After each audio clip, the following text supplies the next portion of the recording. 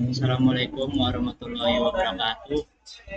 Saya Akbar Zaki ingin mempresentasikan tugas besar 2 Bahasa Indonesia dengan berjudul Bahasa Indonesia sebagai Penghalang Ilmu Pengetahuan.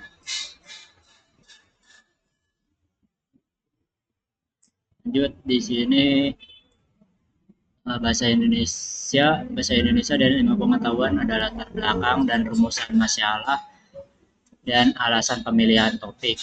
Dua, ada pembahasan topik, data pendukung, argumentasi. Ketiga, penutup, kesimpulan, dan saran. Lanjut, latar belakang dan rumusan masalah. Latar belakang bahasa merupakan alat utama komunikasi yang tidak hanya digunakan dalam kehidupan sehari-hari, tetapi juga dalam pengembangan ilmu pengetahuan. Bahasa Indonesia sebagai bahasa nasional memiliki potensi besar untuk menjadi medium penyampaian pengetahuan yang efektif. Kedua, ada rumusan masalah. Bagaimana peran bahasa Indonesia dalam pengembangan ilmu pengetahuan?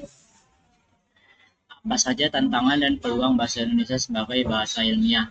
Tiga, bagaimana upaya yang dapat dilakukan untuk memperkuat posisi bahasa Indonesia dalam publikasi ilmiah? Tiga, ada manfaat. Makalah ini diharapkan dapat menjadi referensi bagi kalangan akademis, pendidik, serta pengambil kebijakan untuk memperkuat pengguna bahasa Indonesia dalam pengembangan ilmu pengetahuan. Lanjut, alasan pemilihan topik. Pentingnya bahasa Indonesia dalam dunia akademik. Bahasa Indonesia memiliki potensi besar untuk menjadi bahasa pengantar utama dalam penyebaran ilmu pengetahuan di tingkat nasional. Dua, ada kurangnya literasi ilmiah berbahasa Indonesia. Banyak karya ilmiah, jurnal, dan buku referensi utama masih tersedia dalam bahasa asing, sehingga perlu ada dorongan untuk memperkarya literatur ilmiah berbahasa Indonesia. Tiga, ada penguatan identitas nasional. Ini mendukung visi kebudayaan nasional yang menjunjung tinggi bahasa sebagai alat pemersatu dan pembentuk wawasan keilmuan.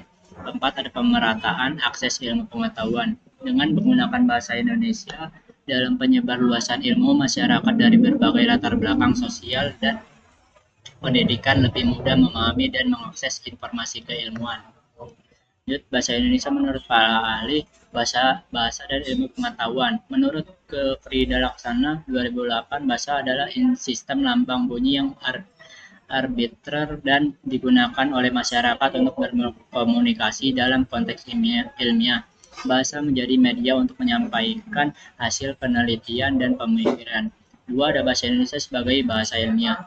Masun 2012 menyatakan bahwa bahasa Indonesia memiliki struktur dan kosakata yang memadai untuk mengungkapkan konsep ilmiah. Seiring waktu, banyak istilah asing yang telah diserap dan disesuaikan dengan ejaan bahasa Indonesia. Tiga, ada perkembangan publikasi ilmiah berbahasa Indonesia. Menurut data Sinta dan Google Scholar, publikasi ilmiah dalam bahasa Indonesia meningkat setiap tahun, khususnya di kalangan dosen dan mahasiswa perguruan tinggi.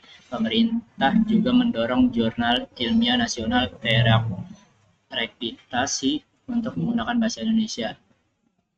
Lanjut, ada pembahasan topik data pendukung argumentasi. Bahasa Indonesia sebagai pengelola ilmu pengetahuan. Bahasa Indonesia memiliki peran strategis dalam mendukung kemajuan ilmu pengetahuan di era global. Sebagai bahasa nasional dan bahasa persatuan, bahasa Indonesia mampu menjadi alat komunikasi ilmiah yang efektif bagi masyarakat akademik maupun publik umum. Makalah ini bertujuan untuk membahas bagaimana bahasa Indonesia dapat menjadi penggerak ilmu pengetahuan melalui pendidikan, publikasi ilmiah, dan digitalisasi informasi.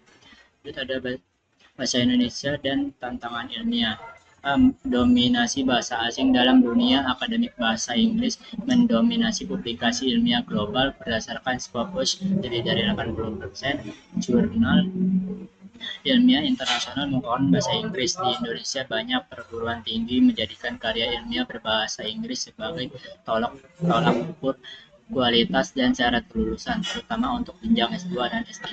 B. Keterbatasan kosakata dan istilah ilmiah. Banyak istilah dalam ilmu pengetahuan belum memiliki padanan yang baku dalam bahasa Indonesia. Contoh, artificial intelligence masih lebih umum dipakai daripada kecerdasan buatan. Climate change lebih kenal pada perubahan iklim. C. Kurangnya literasi ilmiah berbahasa Indonesia. Menurut data Badan Bahasa 2021, jumlah buku ilmiah berbahasa Indonesia masih rendah dibanding kebutuhan pendidikan tinggi. Hal ini menyebabkan ketergantungan terhadap sumber bahasa asing.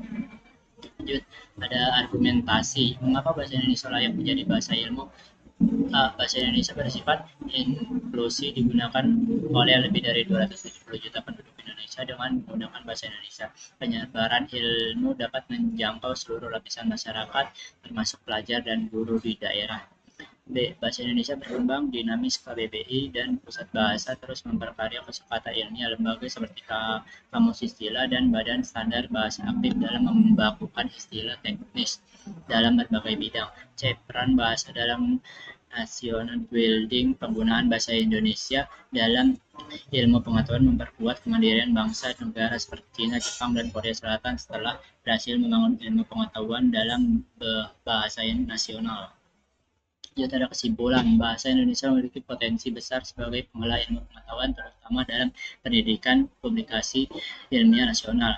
Dukungan dari akademik, pemerintah, dan masyarakat sangat penting untuk meningkatkan kualitas dan kuantitas penggunaan bahasa Indonesia dalam dunia ilmiah. Bahasa Indonesia sebagai bahasa nasional memiliki fungsi strategis dalam pembangunan intelektual bangsa, khususnya dalam bidang ilmu pengetahuan sebagai medium utama dalam dunia pendidikan dan komunikasi ilmiah di tingkat nasional. Bahasa Indonesia memungkinkan transfer pengetahuan yang efektif kepada seluruh lapisan masyarakat. Keberadaan bahasa Indonesia dalam karya tulis ilmiah, buku ajar, dan forum akademik menjadi bukti bahwa bahasa Indonesia telah memainkan peran penting dalam mendukung pengembangan ilmu pengetahuan di Indonesia. Namun demikian, peran tersebut belum sepenuhnya optimal. Dengan demikian, penguatan fungsi bahasa Indonesia sebagai bahasa ilmu bukan hanya akan memperkuat identitas bangsa, tetapi juga akan membuka peluang bagi Indonesia untuk lebih berdaulat dalam pengembangan dan diseminasi ilmu pengetahuan di tingkat global. Sekian dari saya, kurang lebih ya mohon maaf. Mohon maaf. Assalamualaikum warahmatullahi wabarakatuh.